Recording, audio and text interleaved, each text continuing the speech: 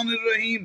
ابو طالب عبداللہ بن ابی زید احمد بن یعقوب بن نصر انباری، ان کا نام عبداللہ تھا، ان کی کنیت ابو طالب تھی۔ مولا علی کی بابا کی کنیت ابو طالب، پھر بعد میں تاریخ میں یہ صحابی تھے، شیخ نجاشی نے بیان کیا۔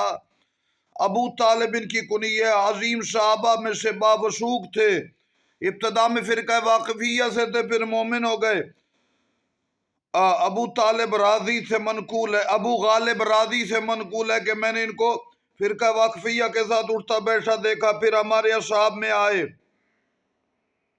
یہ انتہائی عابد اور خاشع تھے کہ لوگ دیکھ نہ لے، یہ چھپ چھپ کے عبادت کرتے تھے واسطہ کی مسجد میں، اور یہ 359 ہجری کو واسط میں انہوں نے وفات پائی۔